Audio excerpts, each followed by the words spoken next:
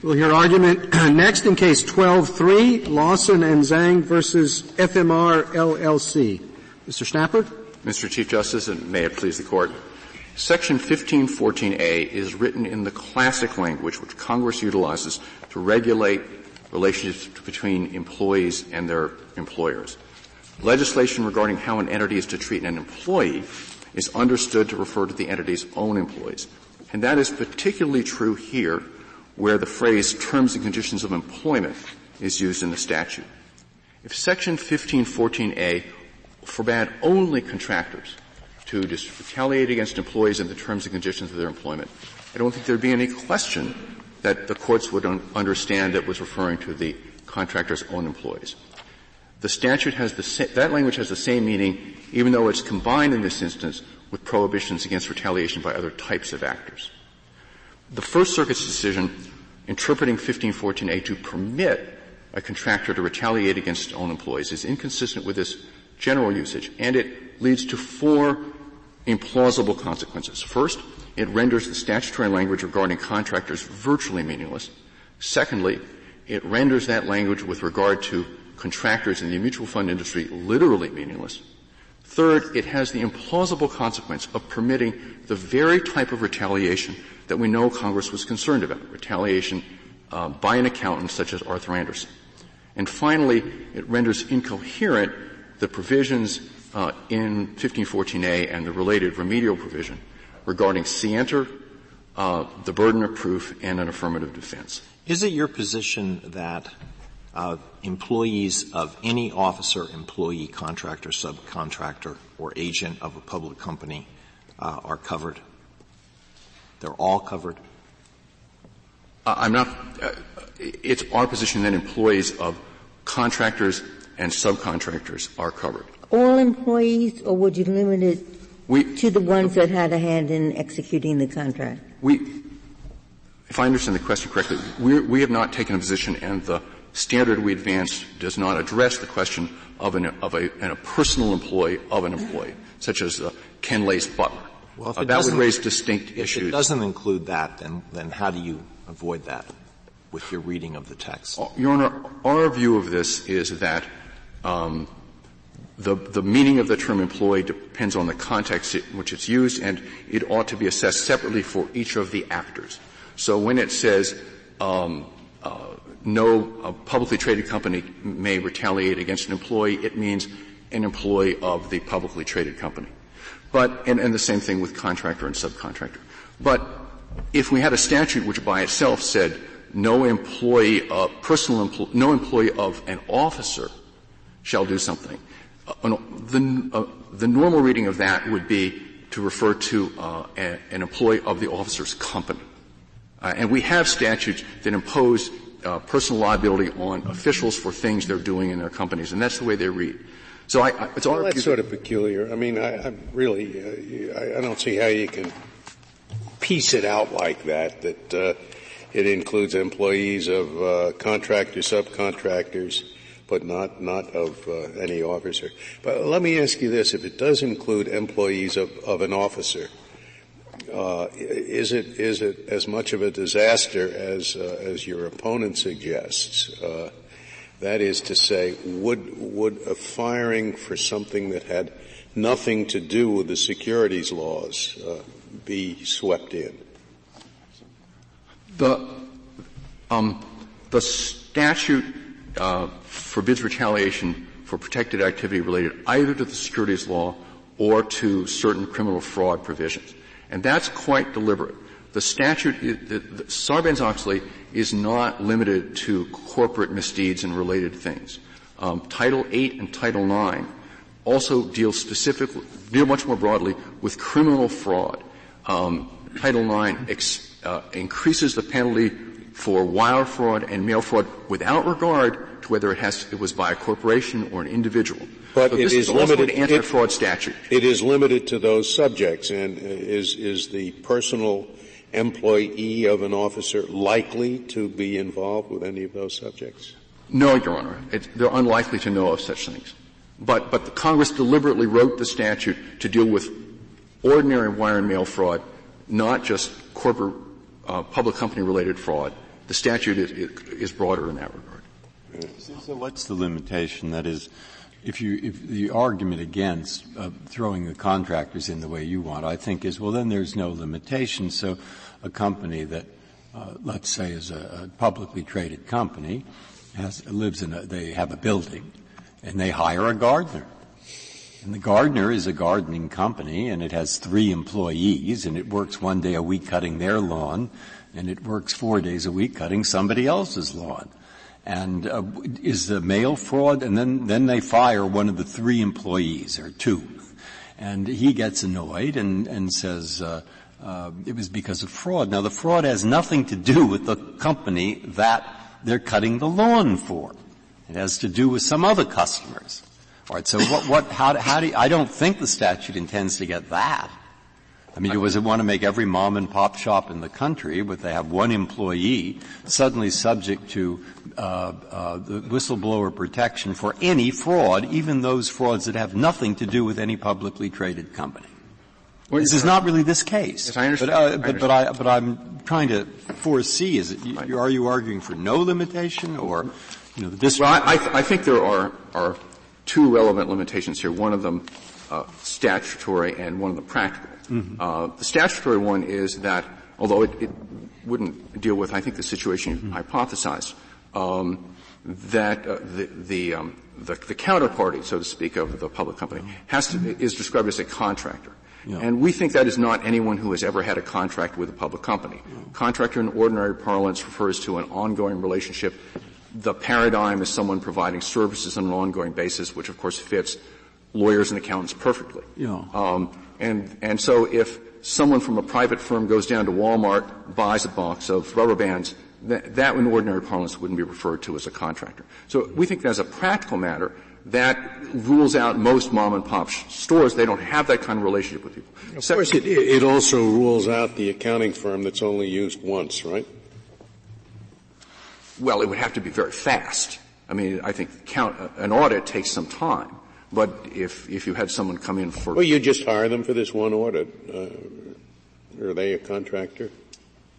Well, I think an audit takes long enough that they would be. It's not like the moments that it takes to buy something at the gift shop downstairs.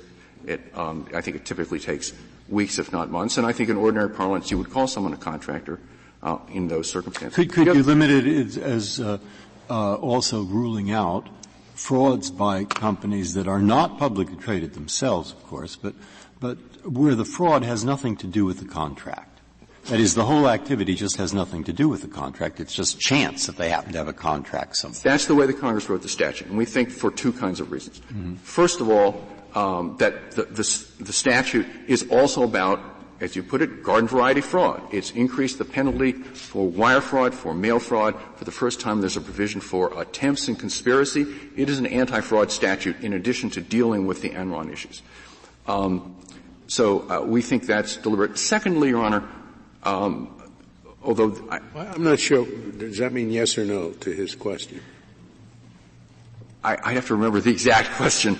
Can you rule out frauds where the fraud at issue has absolutely nothing to do with the contract? The statute isn't written that way. But Mr. Tappert, that's the position that the SEC took in its amicus brief to the First Circuit. It said Section 806 applies where employees of the contractor are reporting possible violations of law by the public company for which the contractor is performing work. So it did put a limitation on of the kind that Justice Breyer has suggested. In other words, yes, employees of the contractor, but only when the employees are engaged, only when the violations of law that the employee is reporting relates to the work that the contractor is doing for the publicly held company. Do you think that that's a possible reading of the statute or not? It's certainly possible. We think it's not the correct reading. And there's it's the possible reading, but we think it's not the correct reasons. So you're rejecting the district court's limitation as well? Yes, we are. Why is it a possible reading?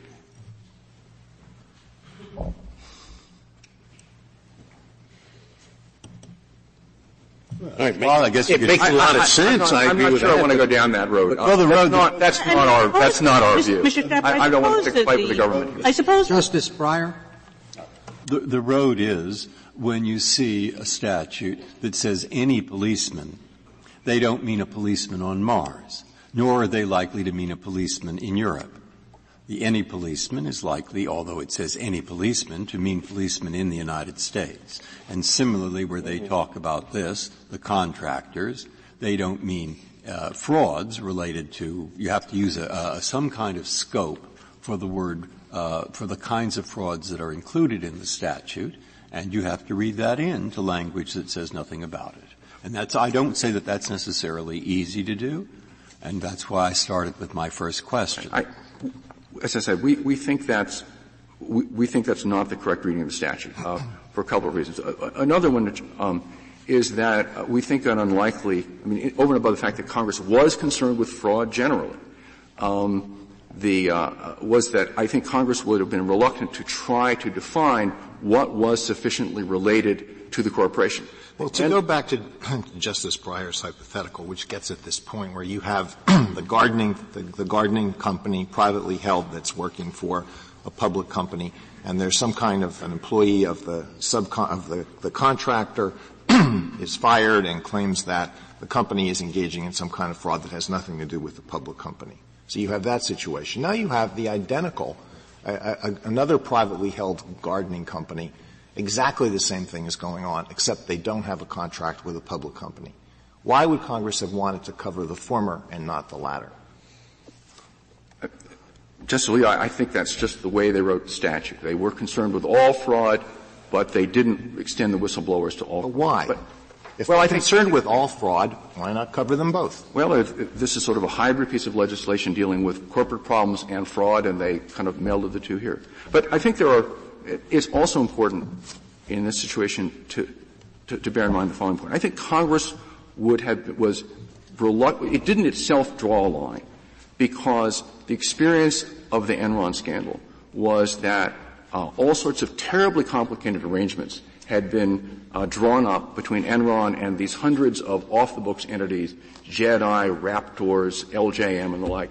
I think Congress correctly concluded that if it tried to write out a description of what else it was covering, someone would think of a way to get around it. And I think it certainly wouldn't have contemplated that federal courts were to try to untangle these relationships to the point where they could figure out whether, for example, if Andrew Fastow was skimming off money from Chuco, whether that would be sufficiently related to Enron. It's enormously complicated, and I think Congress didn't mean to open the door to that. That's brought home by the fact that this statute is written more broadly than Air 21. The statute modeled on Air 21, which is a statute adopted a couple of years earlier about whistleblowing in the airline industry, particularly with regard to safety work. In that statute, contractor is specifically defined to mean an airline contractor dealing with safety. They did not put that kind of limitation here. And I think in part because it would simply have been very difficult to do. And I don't think they meant to give the courts a commission to try to sort that sort of thing out. The core problem with the interpretation of the Court of Appeals is that it really renders almost meaningless the decision of Congress to prohibit retaliation by contractors and subcontractors. Contractors and subcontractors would rarely be in a position to engage in retaliation, but particularly to engage in the very specific kind of retaliation specified in the statute, retaliation in the terms and conditions of employment. Is one of the limitations in the statute where it says in sub 1 to provide information relating to fraud against shareholders? Do you think shareholders mean just the shareholders of the public company? Or does it mean shareholders of the contract? Suppose you have an accountant which has shareholders in it. And there's a fraud with the accounting firm and it hurts the shareholders of the accounting firm, but not the company that's registered. It's a limitation. Shareholders, in other words, the shareholder apply just to the publicly registered company? I would think so, Your Honor, but that. You would think so? I think so. But these clauses in their alternative, a report would be protected if it involves a violation of 1341 or 1343, 4, and 8, which aren't limited to shareholders. The words. So fraud against shareholders just modifies the last clause. Yes, or any it provision just of federal modifies law? the last clause. Yeah, exactly. With all the Court's permission, I'd like to reserve the balance of my time. Thank you, counsel.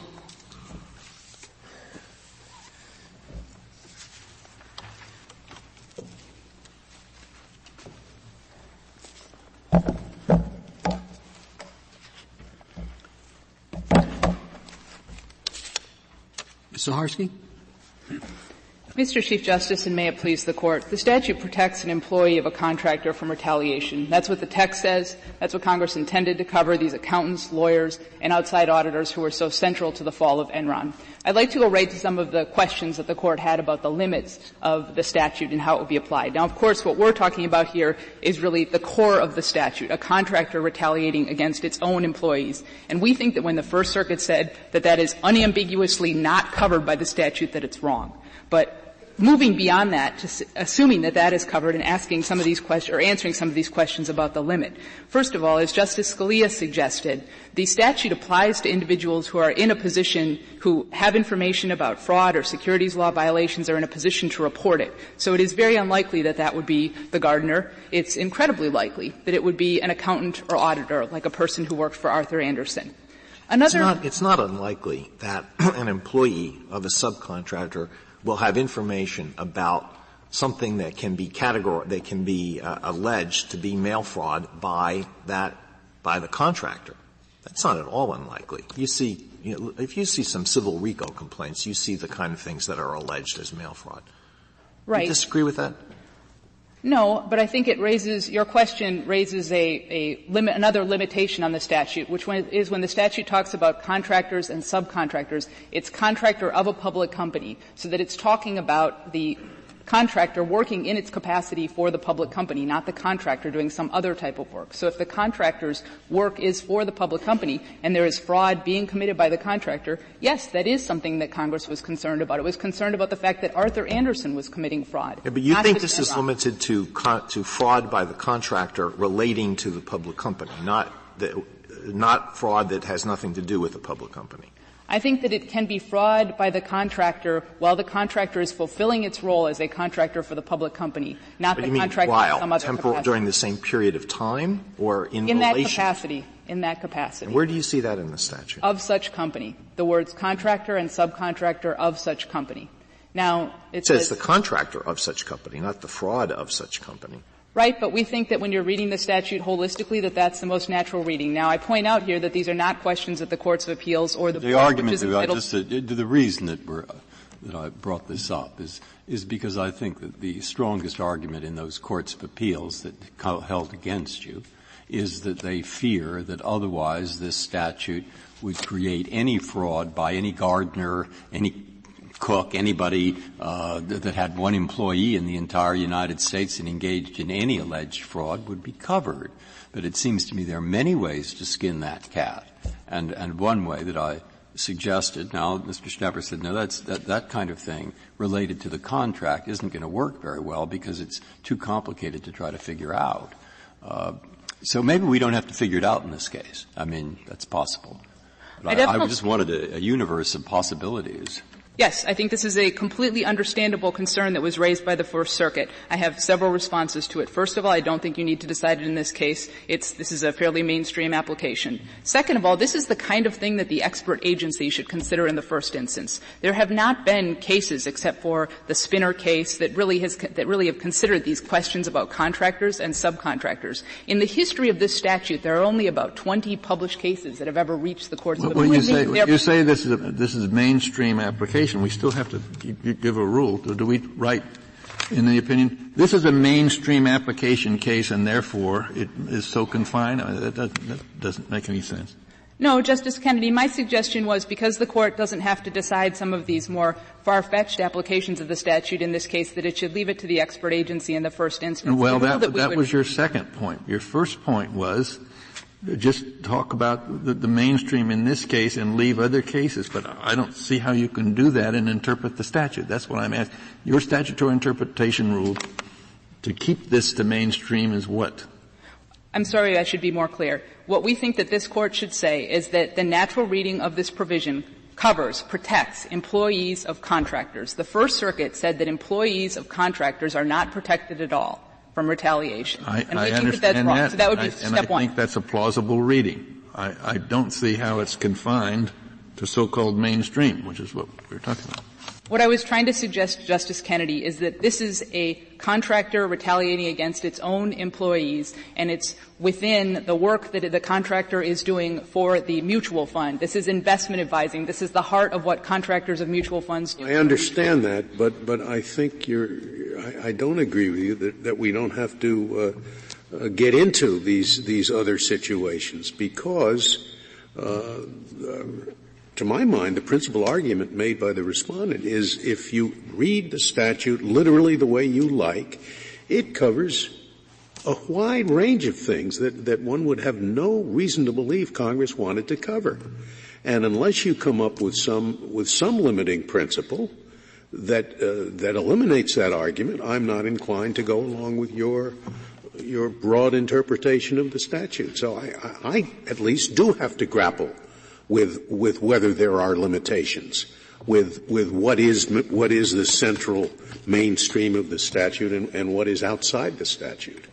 Right. And what we're saying is that there are several limitations. The first is that it has to be a person who is in a position to detect and report the types of fraud and securities violations that are included in the statute. Second, we think that the contractor of such company refers to the contractor in that role working for the public company. Third, the expert agency that has considered this question has looked at whether there would be a floodgates open and has concluded, and this is on page 166 of the petition appendix, that there are built-in limits so that there would not be those floodgates. And fourth, I can tell you as an empirical matter that no floodgates have been opened. The Department of Labor has consistently interpreted the statute this way since the beginning of SOX, and you'll find on OSHA's website that it's only 150 or maybe 200 complaints per year that are filed with the agency. Mr. Karski, if I can take you back to second. Contractor of such company, you're saying we can read that to impose a limitation that it's not anything that the contractor does in any capacity for anybody, whether relating to the contract or not. We could instead read it as, if the contractor means the entity doing a particular contract for a particular public company. Is that correct? Do I get that? Yes. In other words, inherent in the word contractor or in the phrase contractor of such company is a sort of status of a company, and that one should not read this statute as applying outside that particular status. I think that that's right. And the only thing that I would add to that is that it could be fraud that's being reported that the contractor is engaging in fraud in that contract or that the public company is engaging in fraud. But Congress would have wanted both those covered. It was Arthur Anderson and Enron that were involved in the fraud. This is not the petitioner's position, however. The petitioner takes a broader interpretation, as I understood him.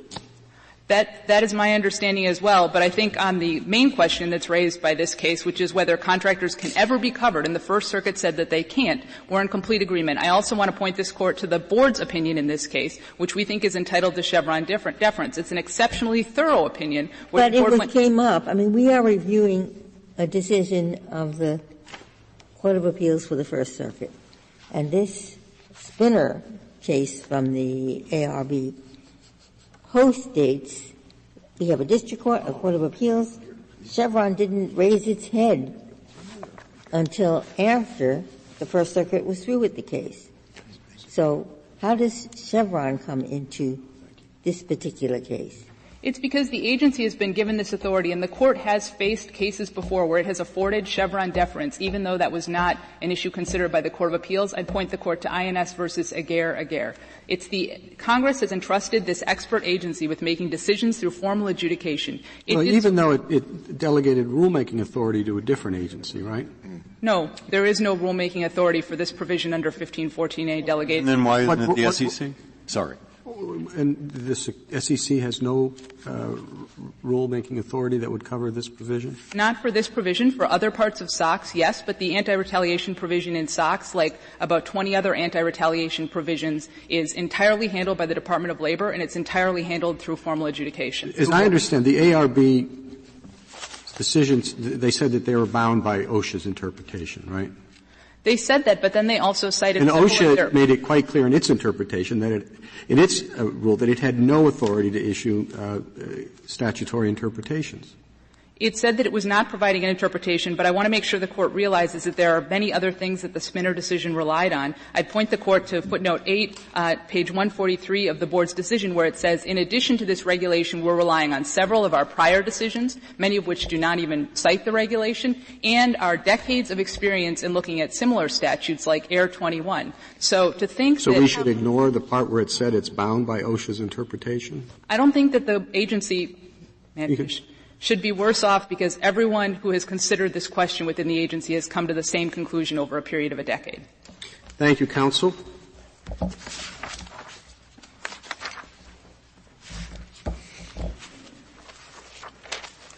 Mr. Perry? Mr. Chief Justice, and may it please the Court. Justice Alito asked, why didn't Congress say all employer or no employers? There are approximately 40 whistleblower statutes on the books as of today, Your Honors, and more than 30 of them, in fact 36 of them, are phrased exactly that way. They say no employer may retaliate or any employer is prohibited from retaliating. This statute is not phrased that way. This statute, which Congress could have written that way, and Dodd-Frank 922 is written that way, this statute is written quite differently. This statute says no public company may retaliate, and then it has a subordinate clause. And the subordinate clause is what's at issue here that references officers, employees, contractors, subcontractors, and agents. Justice Alito also asked my friend Mr. Schnapper, do you contend that the same construction should be given to officers and to contractors? And he acknowledged that they have to say no, because the ARB has also said no. In other words, an employee, the phrase that we are construing at the bottom of all of these turtles, is different, they say, for officers and employees and agents, presumably, than for contractors and subcontractors. But that doesn't fit with the statute. It doesn't fit with the tools of statutory construction, and it doesn't fit with what Congress was trying to do here. This was the failure of Enron. This was a bankruptcy situation. Congress was acutely aware that corporate bankruptcies, failures, left victims high and dry. One of the other provisions in this title, Section 803, specifically deals with the dischargeability of shareholder fraud debts in bankruptcy. And what the subordinate clause that added these corporate representatives does is make sure that if the employer, the public company, goes out of business, the way Enron had just done, somebody is on the hook for the money damages that Congress authorized for these employees, like Sharon Watkins. It's a very simple regime to make sure that the victim, the whistleblower, is not left high and dry if the company that is, by hypothesis, riddled with fraud goes out of business. What happens if another Enron situation comes along and the corporation's accounting firm retaliates against an employee of the accounting firm because that employee wants to report illegal activity by the corporation? Justice Alito, the accounting firms are not covered by 806, and let me explain that. Accountants, accounting firms, and auditors are referenced by name 153 times in the Sarbanes-Oakley Act, including in Section 802 in this title. It says no accountant shall shred documents. 806 doesn't refer to accountants anywhere. It refers to contractors. And nowhere in the legislative... Can an accountant be a contractor? No, Your Honor, because the contractor that's being referred to here, there's nothing in the statute, nothing in the legislative history that suggests that an accountant is a contractor. And more importantly, the reason for this... But the bottom line of your argument, Mr. Perry, is that the whistleblower who is working for the accountant, you say there are separate provisions that deal with the accounting firm and the law firm, but the whistleblower who wants to disclose what nefarious thing is going on would have no protection against retaliation by the accounting firm, or if it's a law firm, the law firm? Justice Ginsburg, that is the matter that the Congress left to the expert agencies. The accounting firms are regulated by Section 105 and the PCAOB. The answer to my question is right. They wouldn't have. Your Honor, if the whistleblower claim against the accounting firm or the law firm. To this day, the agencies have not written rules requiring that. They could, and I would refer the Court respectfully to Section 501 dealing with securities analysts, where Congress required the SEC to write a rule protecting whistleblowers at the investment banks that are securities analysts. So when Congress wanted to protect those people, what Congress did for the accountants and lawyers was not to protect whistleblowers. It imposed a mandate. Section 10A. You told me that Congress didn't provide for the whistleblower, but it allowed the agency to do so. Correct, Your Honor. Which agency? The SEC for the lawyers, that's Section 307, and the PCAOB for the accountants, that's Section 105. And Section 10A of the Exchange Act, which is incorporated by reference, Your Honor.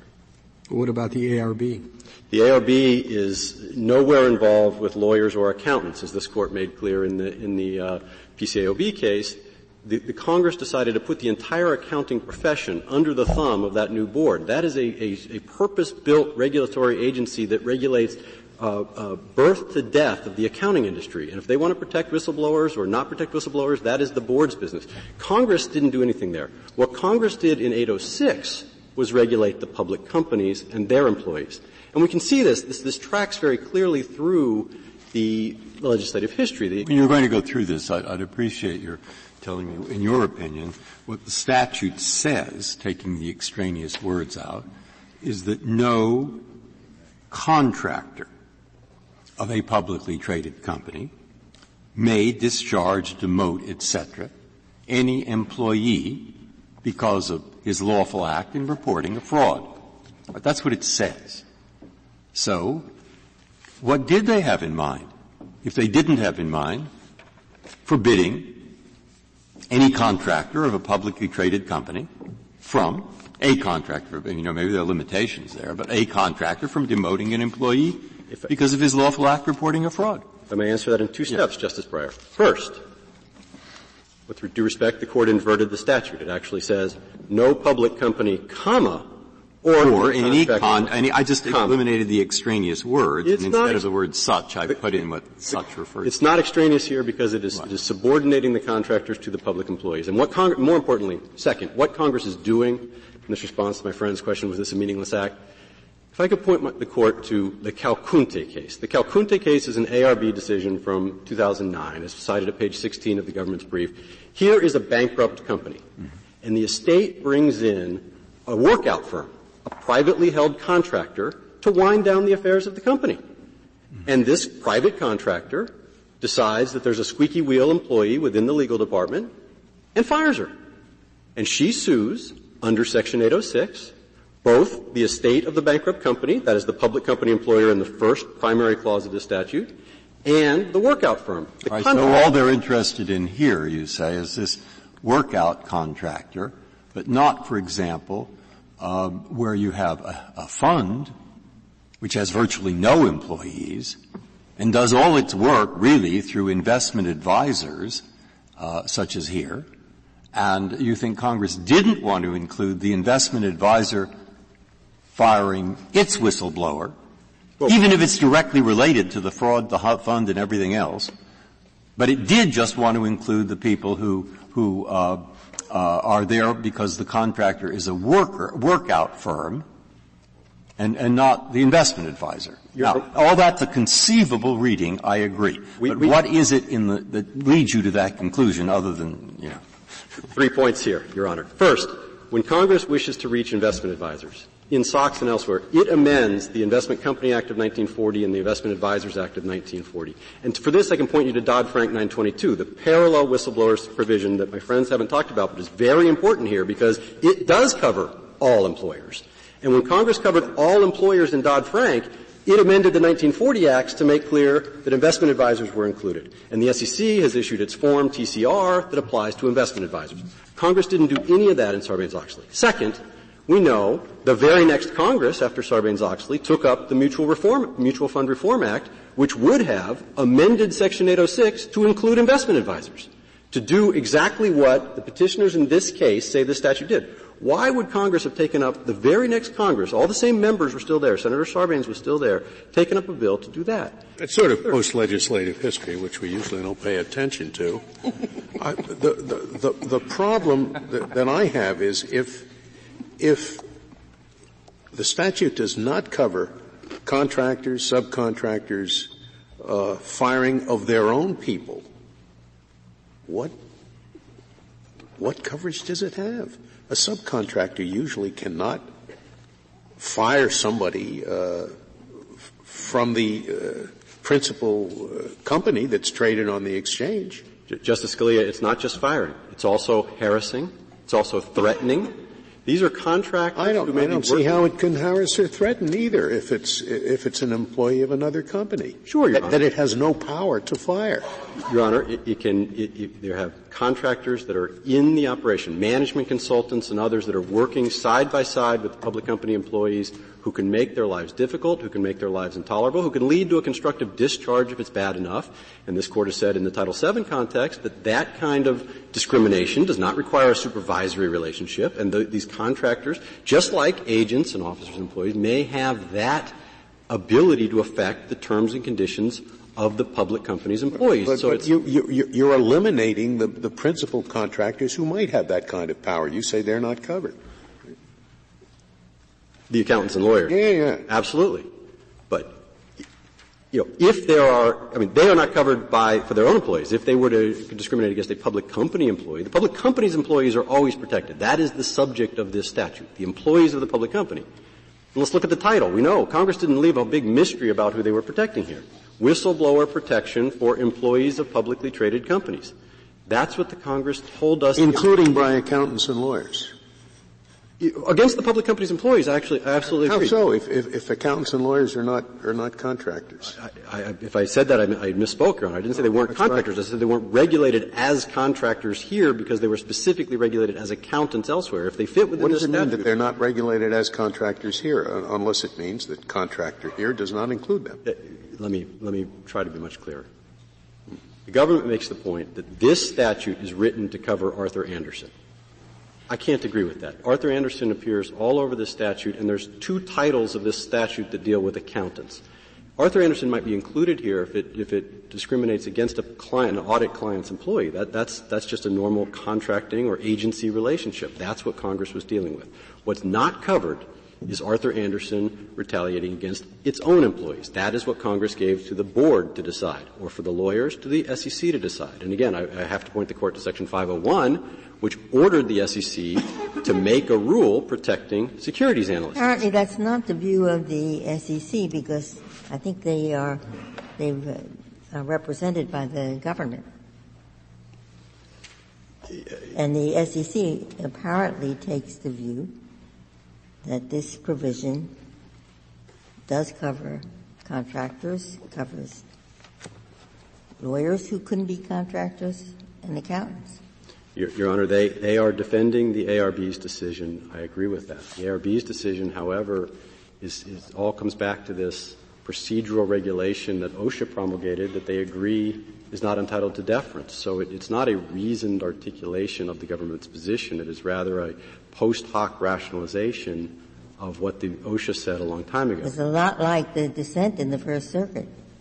Your Honor, the dissent in the First Circuit, like the ARB, I agree, disassociates the statute, the language, and employee from its context, from its grammar, from its syntax, from the title of the statute, from the legislative history. The Senate report, Your Honor, goes through 6 times to explain what is the problem being addressed. And the Congress says there is no current protection for employees of publicly traded companies. That's at page 18. So what does this legislation do? Section 806. It provides protection for employees of publicly traded companies. That's at page 19. You're right on that. It is correct that that's what they talk about. And so then that sends us on a search for limitation. You have one limitation. Your limitation says the person who is dismissed has to be an employee of the publicly traded company.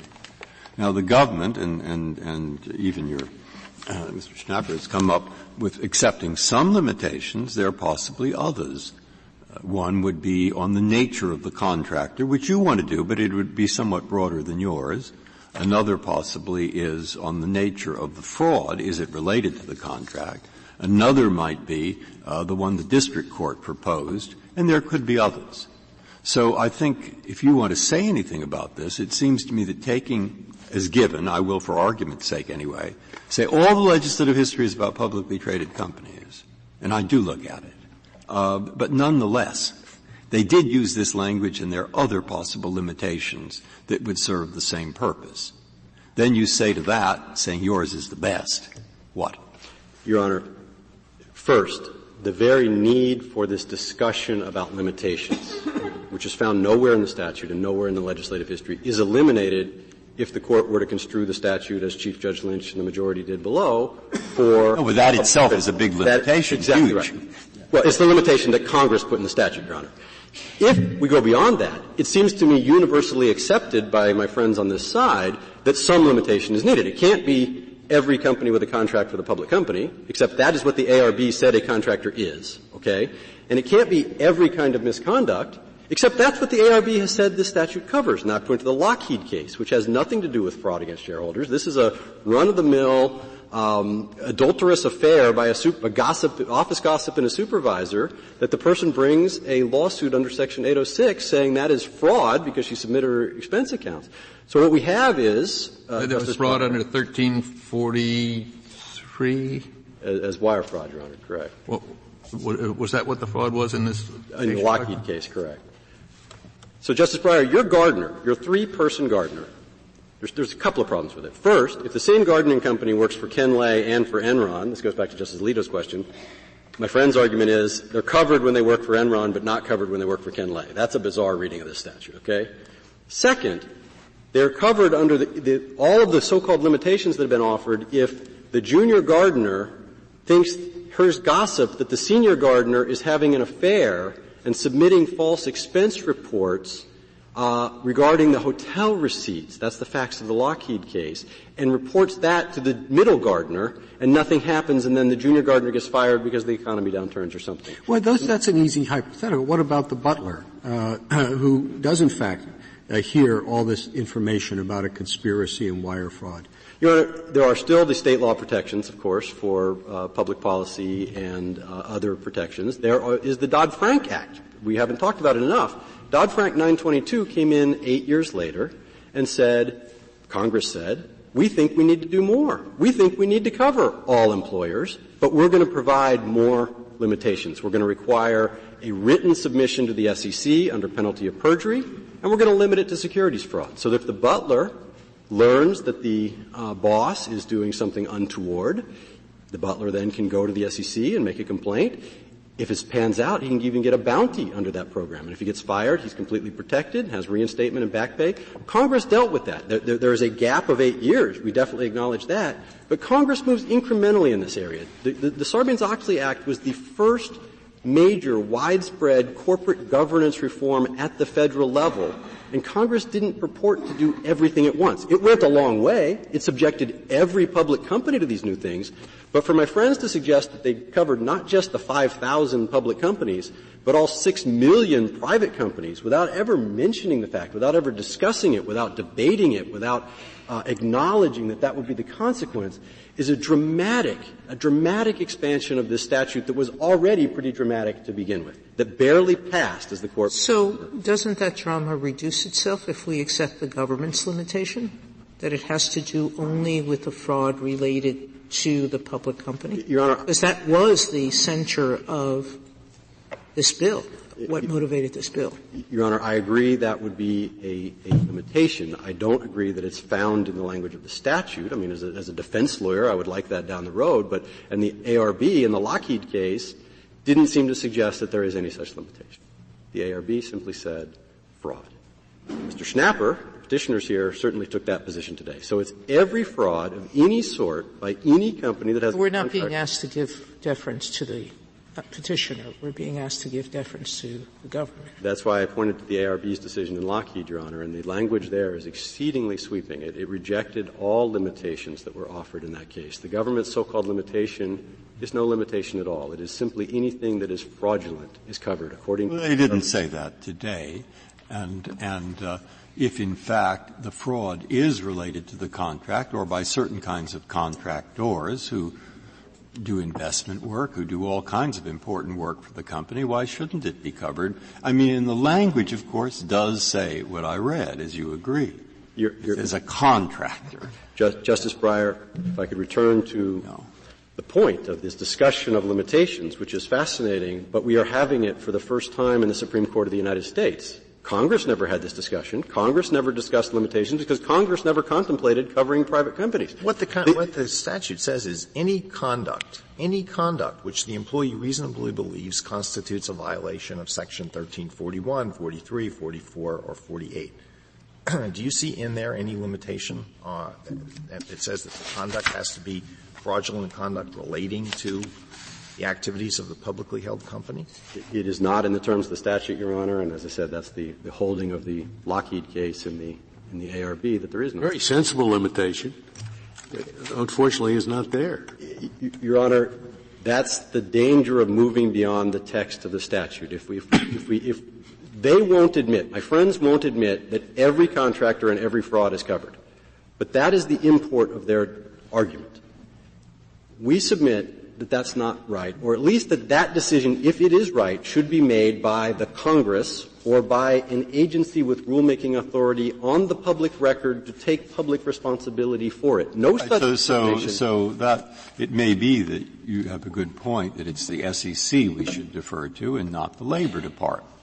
But then, as was pointed out, fine, then you're going to have that rulemaking, and given their position here, it looks as if they will hold something you don't like. But so what are we supposed to do about that, in your opinion? Your Honor, they have not had that rulemaking since this statute was enacted in 2002, and we don't know whether they will have that rulemaking. The Court's opportunity, and I would submit obligation respectfully, is to read the statute as it was passed by Congress. I assume you would say that rulemaking would be ultra vires if it took the position that the government's taking here, right? Your Honor, Ms. Saharsky said that the SEC has no power to make rules under Section 806. I'm not going to quarrel with her on that. No, but even if they did, and they came out with a rule that reads just the way the government presented it today, you would say that that is an unreasonable reading of the statute, wouldn't you? We would, but we would also have a rulemaking record and a cost-benefit analysis of the impact on private companies and the impact on unemployment and all of the things that agencies have to take into account when they make these determinations, none of which exists on this record. We simply have the ARB deciding 5,000, 6 million, good enough. Let's move forward. And that is not, we submit, what Congress intended here. Congress did not intend for the ARB to be able to make that decision. I mean, both of my friends here agree that our reading, the First Circuit's reading, is a plausible construction of the statute. There's no argument that it's unambiguous on their side, okay? So their argument must be that Congress intended not to be able to answer this question, not to know whether it's 5,000 public companies or 6 million private companies, and so they punted that to an unelected board of lawyers within the Labor Department. That is not plausible. Why is it, just because we may have to get to this, I thought Section 3A of Sarbanes-Oakley, that's what we found here, quote, the Securities and Exchange Commission shall promulgate such rules and regulations as may be necessary or appropriate in the public interest or for the protection of investors and in furtherance of this Act. So why doesn't that delegate right to the SEC the power to interpret the general provisions of the Section 802? To be quite blunt, Justice Breyer, before the government's concession 20 minutes ago, I would have thought the same thing. Well, I mean, I don't know that we should interpret that provision, which no one's briefed, given on that basis. We can certainly say this, though. What we know is the SEC has not exercised its power under 3A or under 307 or under 501, also dealing with contractors of sorts, to provide for whistleblower protections. If it chooses to do so in the future, then we would have a different lawsuit. What we have now, however, is the unadorned statute passed by Congress, which deals with public companies. We have the First Circuit, in an exhaustive opinion, construing it, again, using all of the ordinary tools of statutory construction, what this Court has directed the lower courts to do, to determine plausibly, as everyone agrees, plausibly that it only covers public companies. We have a reading then that gives meaning to every single word in the statute, that is comprehensible, that fits the purpose of the statute. Remember, the overall purpose of the statute is disclosure by public companies. It's not protection of investors, as some times have said. It is disclosures by public companies. Private companies make no disclosures. They are not governed by the securities laws. So that excluding private company employees makes perfect sense in that respect. Mutual funds, Mr. Schnapper at page 13 of his reply brief says, well, the advisors make all the disclosures for the mutual funds. We had that argument, Your Honor, 2 years ago. Justice Thomas wrote the opinion for the Court in the Janus case, which rejected that very argument and said the mutual fund and the advisor are separate companies. The mutual fund makes the disclosures. Congress has set up the mutual fund industry that way. The ICI's brief in this case explains very cogently, I believe, all of the separate protections, including the independent board of directors and the chief compliance officer mandated by the SEC's 40 Act regulations that protect the investors in mutual funds. So we have a coherent, on the First Circuit side, a coherent reading of the statute that my friends admit is plausible, that gives meaning to every word in the statute, that fits exactly the title that Congress used. And the title is legislative language passed by Congress, signed by the President. It fits every word in the legislative history. It makes perfect sense. And it doesn't have any untoward results. But it gives the reference to the subcontractors, or the contractors and the subcontractors, such a narrow meaning. Except for this concept of the axe-wielding specialist, those provisions mean nothing under that. That's what gives me pause about your interpretation. Justice Alito, they give employees two things. They give another defendant, which means another insurance policy. So, for example, if you sue the company, you get the E&O policy. If you sue the president at the same time, you get the D&O policy. So you get two separate insurance policies, which is more money, more availability. You get the personal liability. Officers hate to be sued, so do contractors. And if the public company goes out of business, you get that protection of monetary relief. My question wasn't clear. If you say that the employee is only the employee of the publicly held company and not the employee of the privately held subcontractor, then that's the only situation that's covered with respect to the contractor is this so-called axe-wielding specialist. You have the axe-wielding specialist. The real world is Calcunte. I gave you that case where that actually happened. Yeah, it can happen, but it's really very small, isn't it? Well, Your Honor, that was one of 6 cases the ARB decided under this statute in 2009. So that year, that was 1/6 of the cases. That's not — I mean, it happens, okay? And it is a conceivable scenario in many more things, because, again, it's not limited to discharge. It's also threats and harassment. And we certainly can see situations where contractors, particularly those kinds of contractors like management consultants, photocopy vendors, and so forth, are in the facility with the public company employees, can make their life miserable. And remember, I'm going to agree with my friend Mr. Schnapper on something. The Congress recognized that Enron was structured in a way to try to get the liability out of headquarters. They had all these subsidiaries. They had Chuco and Ponderosa and all this. And Congress recognized that corporations might try to avoid their liability. So by picking up officers, employees, contractors, subcontractors, and agents, they were trying to make sure that if the company tried to lay off the responsibility on somebody else, they'd still get captured because when their employees were doing. They could have done that just under agency. Many employment laws, of course, speak only of officers, employees, and agents, but many contracts disclaim agency. Where did it come from?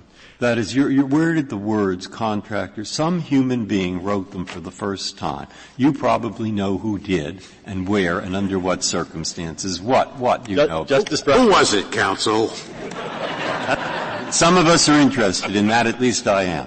Justice Breyer, somewhere. It appears, that formulation appears for the first time in the history of the United States Code in this law. I know. So who was the human being who wrote them, and what did he have in mind, or she? We don't know I don't know the individual. We know, however, that there is a Senate report that accompanied that language when it was introduced. Well, let's go back to the hearings. I mean, there might have been hearings. The only hearing testimony was, for example, the National Whistleblower Center. One of the amici here said corporate insiders publicly traded companies. There is the word contractor specifically appears nowhere in the legislative history. In the entire legislative history of the Sarbanes-Oakley Act, every hearing, every floor statement, every report, it nowhere appears. The word contractor came from the Air 21 Act, but of course the Air 21 Act doesn't have officers, employees, or agents. That is language from Title VII. But the language did talk about Arthur Andersen and Enron. It did, Your Honor, and as I said, 150 times accountants appear. If I could just finish with this point. The Senate report lists 4 examples of the so-called corporate code of silence. The Anderson partner, the Vincent & Elkins lawyer, the UBS securities analyst, and Sharon Watkins at Enron. Congress dealt with them in 4 different provisions. Section 105 for the accountants, Section 307 for the lawyers, Section 501 for the securities analyst, and Section 806 for the public company employee. And then, we haven't talked about this yet either, it added, for good measure, Section 1107, which says whoever shall retaliate against anybody who provides information to a law enforcement officer, which includes the SEC, is subject to a criminal offense under Title 18. So we have this interlocking, connected, nested series of provisions that deals with each of the concerns identified by Congress in an industry-specific fashion. And at no point did Congress suggest, intimate, hint, that, by regulating these things, the lawyers, the accountants, the securities analysts, and the public companies, that they also were going to sweep in 6 million private employers. And if a member of Congress, I would submit, had stood up on the floor and suggested that, it would have been met with debate, derision, and defeat. The First Circuit's judgment, Your Honor, should be affirmed. Thank you. Thank you, counsel. Mr. Schnapper, you have 5 minutes left. Thank you, Your Honor.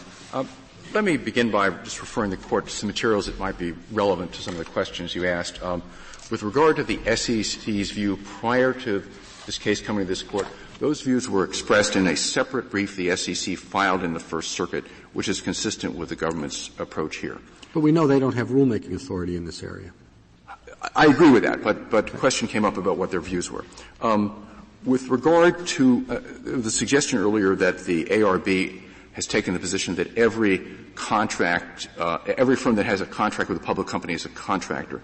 Actually, in the Flezar case, which is mentioned in both the Respondent's brief and our yellow brief, the ARB took the opposite position and took a position, I think, consistent with the view we've advanced, which is not every contract renders you a contractor. With regard to Arthur Andersen, the discussion in the Senate report about why there's a need to deal with retaliation is repeatedly about Arthur Andersen.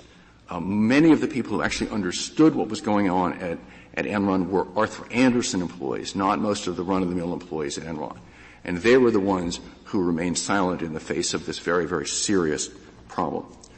With regard to the origins of this phrase contractor, my brother, Mr. Perry, was right. It comes from Air 21. The preliminary Air 21 regulations regarding what it means were issued prior to the adoption of SOX, and they said it included employees of employers, which has remained the view of the agency throughout. My colleague, with regard to Air 21, the history here is, I think, important. This statute referred to air carriers and contractors and subcontractors. And the court below assumed that that meant that employees of subcontractors and contractors were covered. The First Circuit's theory was that Congress meant to narrow the meaning of contractor employees because it added retaliation by officers and employees. And it seems to me that is precisely the wrong conclusion. When Congress added to the entities that could not retaliate, when it rewrote Air 21 to add some other people that couldn't retaliate, it didn't mean to tacitly then eliminate the employees of contractors who were governed under Air 21. Finally, with regard to the question the Court has raised about whether it should explore the possibility of a limitation based on whether a contractor was acting as a contractor, we think it would probably not be prudent to take that on at this time for a couple of reasons. First of all, a fair amount of the work that was done by Arthur Andersen that was relevant wasn't done for Enron. It was done for the off-the-books enterprises. They did $5.7 million of accounting work for JEDI, where the debts, one of the places where the debts were being hidden. So you'd get into that problem. Secondly, this provision is adopted against the background of a series of executive orders, most important, which is Executive Order 11246, about racial discrimination by federal contractors. That executive order has always been understood to cover all the employees of the contractor, not just the employees who are working on the government project. And I think that's an important part of the background here. Congress has not tried to — the executive branch hasn't limited that.